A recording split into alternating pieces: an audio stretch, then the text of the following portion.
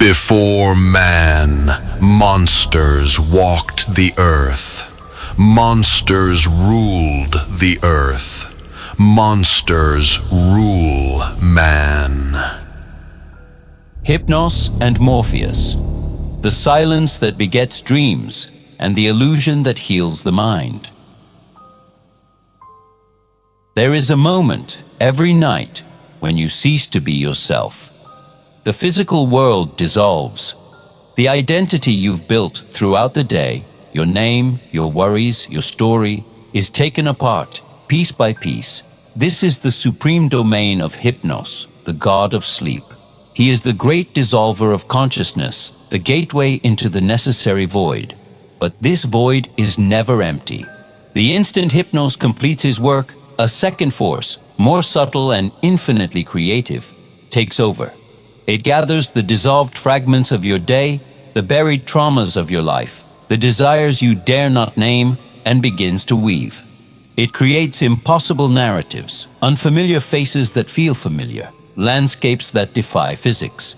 It constructs an alternate reality so vivid that your brain believes it. This force is Morpheus, the god of dreams. And this is the story of mythology's most crucial and overlooked psychic alliance. The alliance between restorative silence and revealing illusion. To understand Morpheus, we must first surrender to Hypnos. He is not an event. He is a fundamental state of existence. In the psyche, Hypnos represents that moment of obligatory neural disconnection. He is the mind's operating system rebooting. Scientifically, this is the transition into delta brainwaves, the slow-wave sleep stage during which declarative memories are consolidated and cerebrospinal fluid flushes out metabolic toxins accumulated during the day. Philosophically, Hypnos is a return to potential chaos, to the undifferentiated womb of existence. He is the right hand of his mother, Nyx, night. Without this periodic immersion into chaos, into non-being, our waking consciousness, order, would exhaust itself, grow rigid, even psychotic. Hypnos is therefore an act of biological and psychic mercy. He saves us from ourselves every single day. He is the essential reset. Yet here lies the paradox. This temporary state of near death, this emptiness, is precisely the stage required for the most exuberant creation. Hypnos prepares the blank canvas. He silences the noise of the ego. And in that absolute silence, a whisper arises. And so, from Hypnos' own shadows, his masterpiece is born, Morpheus. While the Father is the state, the Son is the process. While Hypnos is silence, Morpheus is voice.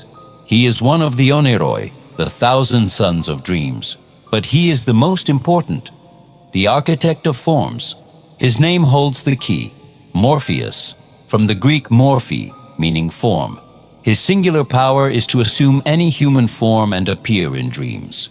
He does not conjure abstract monsters or landscapes. That is the task of his brothers, Phobator and Phantasos. Morpheus is the master of characters. He is the divine actor who steps into your psychic drama to embody an archetype. He may appear as your deceased father, your impossible love, a threatening stranger, or a figure of wisdom. He is the living projection of your unconscious. Psychologically, Morpheus personifies the brain's activity during a REM sleep. This is the phase when the visual cortex and emotional centers, the amygdala, fire intensely, while the prefrontal cortex, the seat of logic and control, is offline. The result?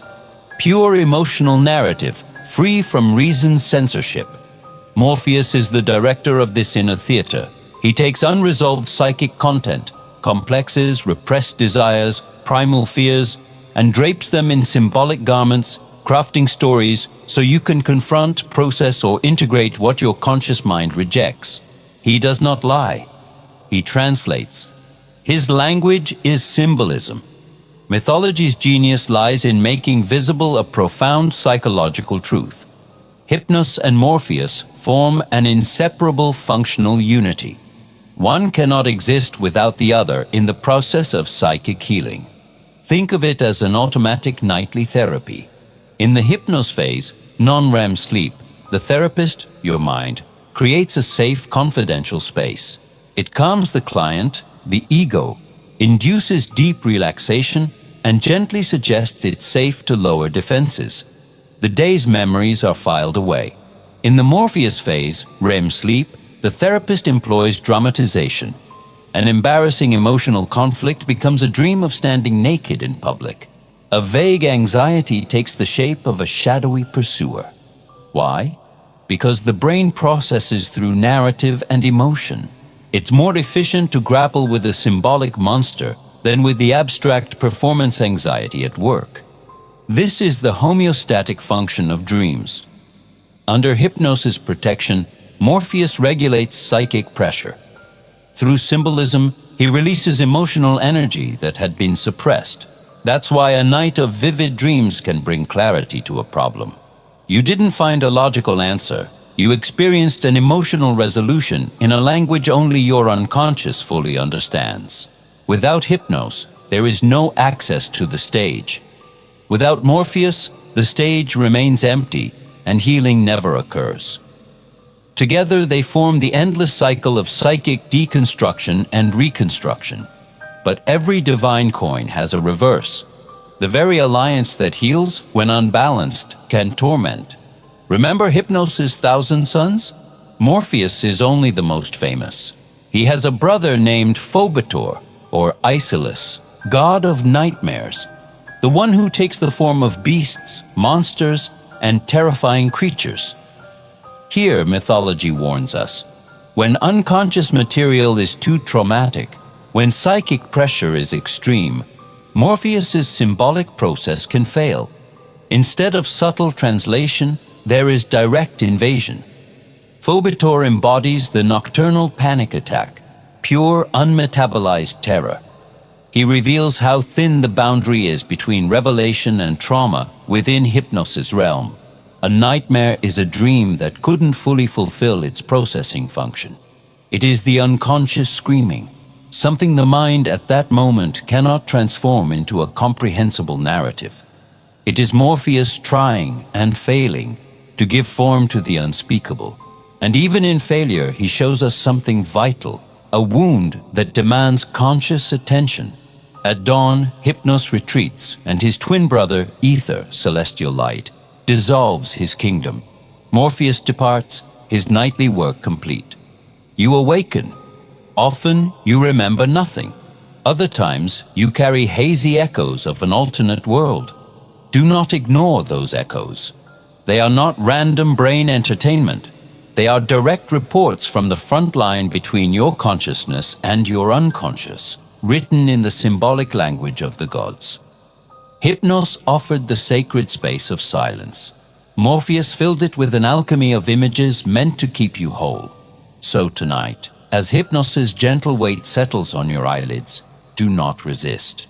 Surrender, and allow yourself gentle curiosity for the spectacle Morpheus, the great illusionist of inner truth, has prepared for you. For on the dark stage of sleep, the deepest truths about who you are await their performance. And in our next episode, we'll explore the territory of those who sought to hack this divine system, the heroes, shamans, and poets who tried to command their dreams. But that is a story for another night.